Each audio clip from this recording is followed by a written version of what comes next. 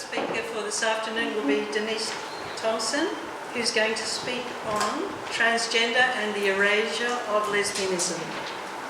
Would you like to come up, Denise? And as you come up, I'll read Denise's bio. Denise Thompson is an independent scholar whose academic non-career has been patchy at best. She is the author of Radical Feminism Today, a couple of self-published tomes and lots of stuff on the internet. She's currently working on a critique of transgender. Thank you, Denise.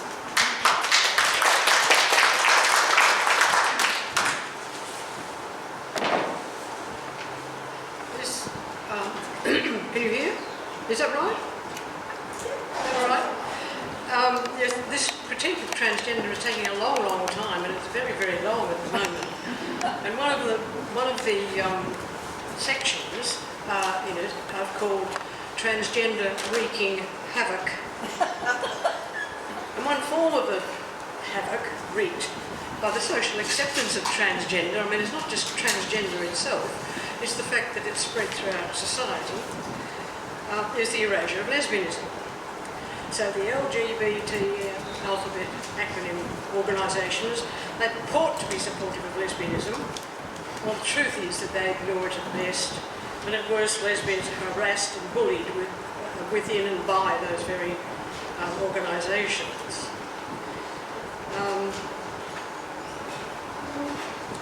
Well, we know all that anyway. But the erasure of lesbianism, of course, is not new. It's not new to the transgender thing. Although, strictly speaking, erasure is not quite the right word. There you go. Okay, right. It implies that something once existed and has since been rubbed out. But lesbianism has never existed in a male supremacist mindset that has no concept of women separate from the functionless of men. Thankfully, male supremacy is not the only reality. There is another way of seeing the world, which I talk about in a book called Masculinity and the Ruling of the World. So the erasure of lesbians is just one more aspect of the disparagement of women that happens throughout a male supremacist society, which operates in accordance with what Marilyn Fry called phallocratic conceptual schemes. In other words, the ideological meanings and values of male supremacy. Such systems of meaning, Fry said, do not admit women as authors of perception, as seers. Women are erased in history and speculation, physically liquidated in genocidal purges, and banished from the community of those with perceptual and semantic authority. End of quote. However, while phallocratic systems do not allow women an autonomous voice, women are at least acknowledged within them, even if only as services of men. So Fry goes on to say, women are regularly and systematically invited, seduced, cajoled, coerced, and even paid to be in intimate and constant association with men and their projects. There is a place for a woman in every game. Wife, secretary, servant, prostitute, daughter, assistant, babysitter.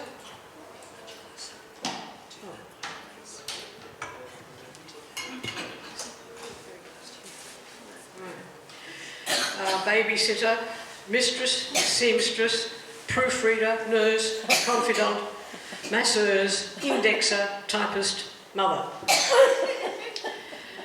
Of course, lesbians don't belong to any of these categories. The notion of a lesbian cannot even be captured by what Marilyn Fry refers to as well-intentioned editors of dictionaries. Fry discussed a number of dictionary definitions of lesbian that were either self-contradictory or meaningless. For example, Webster's Third International Dictionary defined lesbian as a homosexual female, which is the definition in most dictionaries. And then it went on to define homosexual as of or pertaining to the same sex. It then went on to illustrate homosexual with the example of homosexual twins, that is, twins of the same sex. As Fry noted sardonically, the alert scholar can conclude that a lesbian is a same-sex female.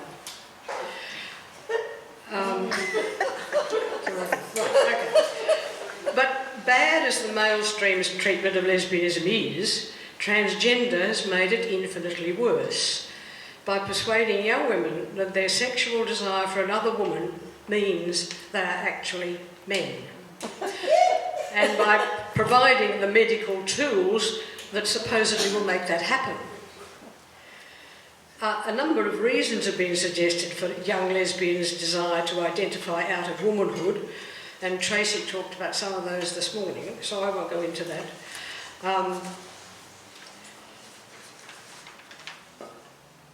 Yes, hatred of femaleness in a woman is shame. The shame of being a woman in the first place, and then the extra shame associated with being lesbian. From a genuinely human point of view, there's nothing shameful about being a lesbian, much less a woman. But male supremacy defines women as less than or not at all human, and that is a shameful place to be. Lesbianism carries an extra dose of shame because it involves a refusal to fulfil the male supremacist requirement that women belong sexually to men. It directs sexual energy towards other women instead of where it belongs in the male supremacist mindset, to men. Transgender, as a loyal son of the patriarchy, reinforces that shame by promising a way out. A spurious way, but one with all the approbation and power of male supremacy's vicious hatred of women behind it. So powerful is the transgender lobby that the medical professionals tasked with treating these young women seldom, if ever, suggest to them they might be lesbian. Many of the young women wouldn't listen anyway. So pervasive and all-pervasive and dominating is the transgender narrative. Kate Harris, one of the founders of the LGB Alliance in the UK, was quoted saying despairingly, "Is lesbianism going to become extinct? Yes, it's deeply uncool. At school, in universities, it is so uncommon, it is the bottom of the heap.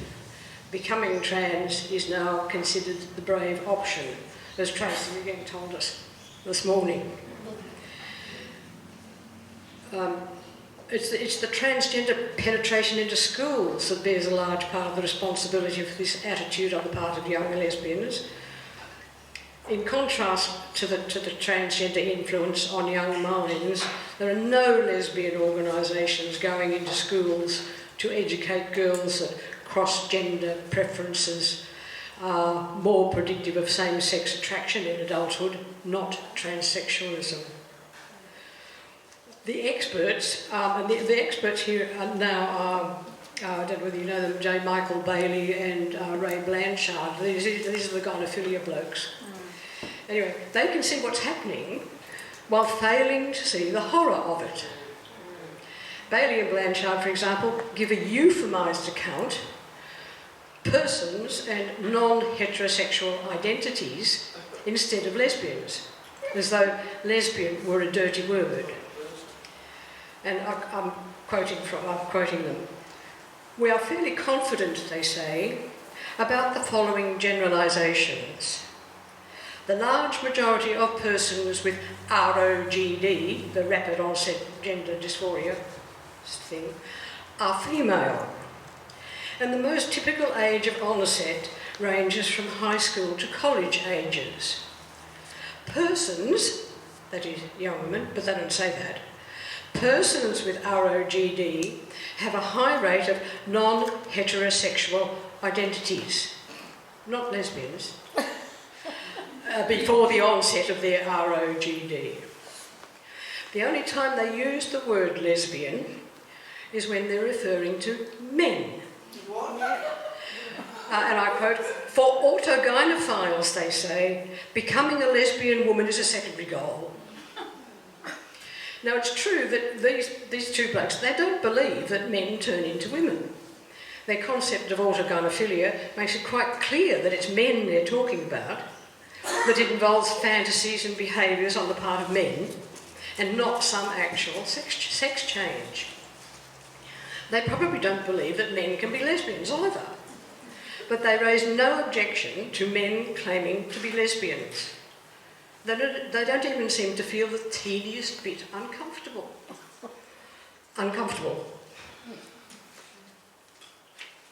So the lesbian rights group in New Zealand, Lesbian Rights Aotearoa, gathered together a number of hundreds of screenshots of the social media, Facebook and Twitter, etc., that the organisation Get the L Out had made as examples of the kind of vitriol lesbians are subjected to when they refuse to have sex with men.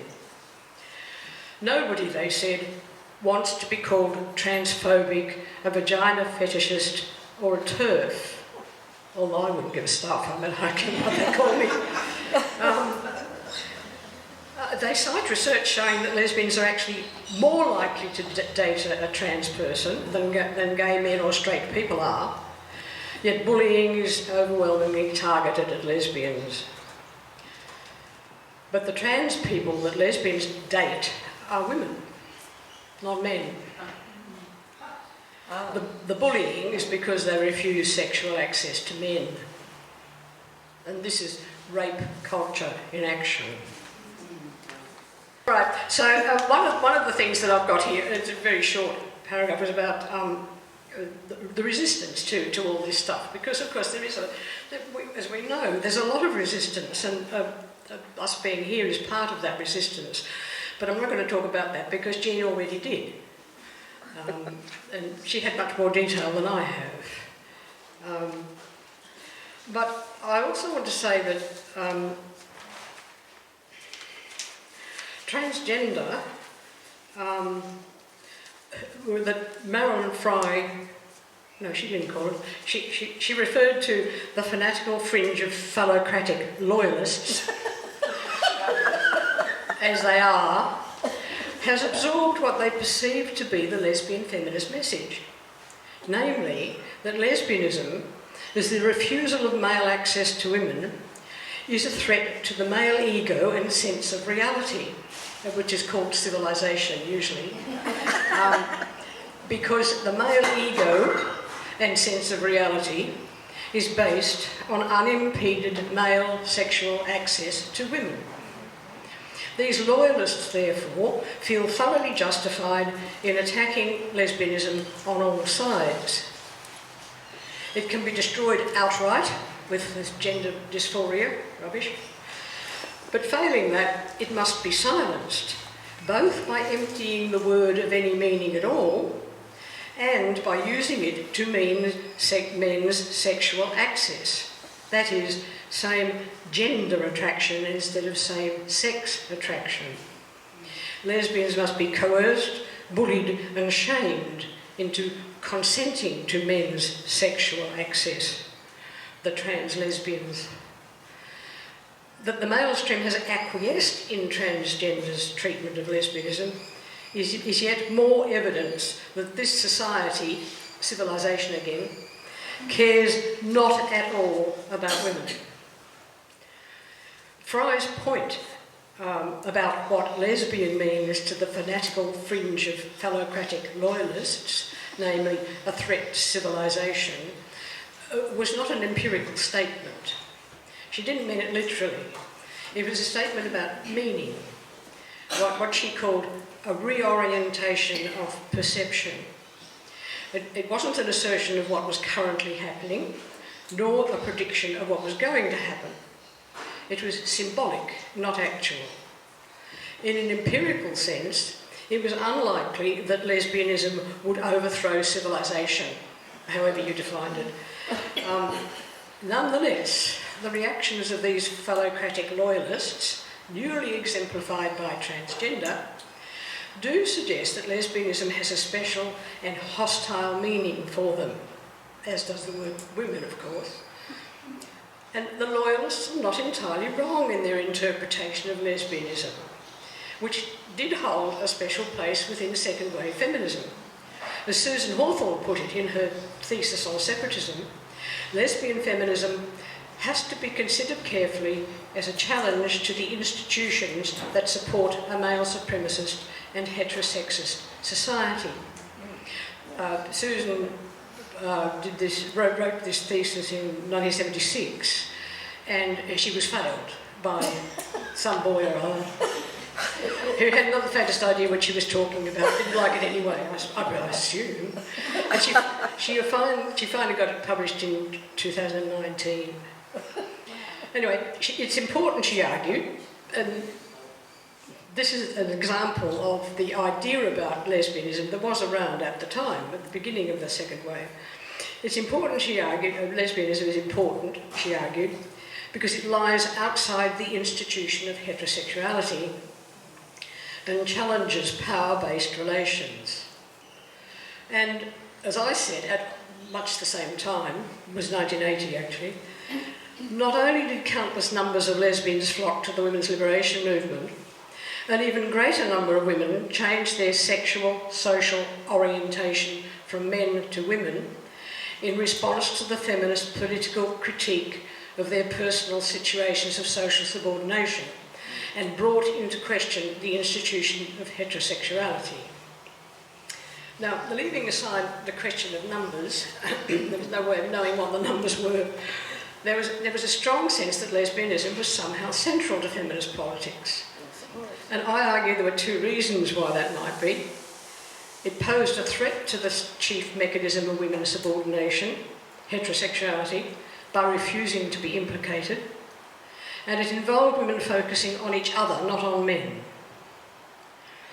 I did acknowledge the implausibility of the notion that lesbianism was a threat, either to civilisation or to male prerogatives in general, pretty much the same thing actually.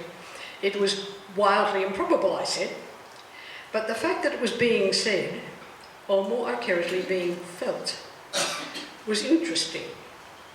Even those who disagreed with the idea that lesbianism was the vanguard of the women's movement, this is Gabby Antonovich, that's the way she put it in 1974, and she disagreed that lesbianism was the vanguard of the women's movement.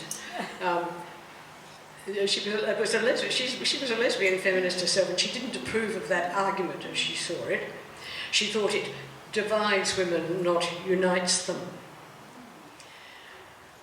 There were few, if any, lesbian feminists who subscribed wholeheartedly to the idea anyway. As Susan put it, the myth that lesbians are super feminists is ill-founded because it's not possible to throw away all that one has learnt growing up in this male-dominated society in a very short time.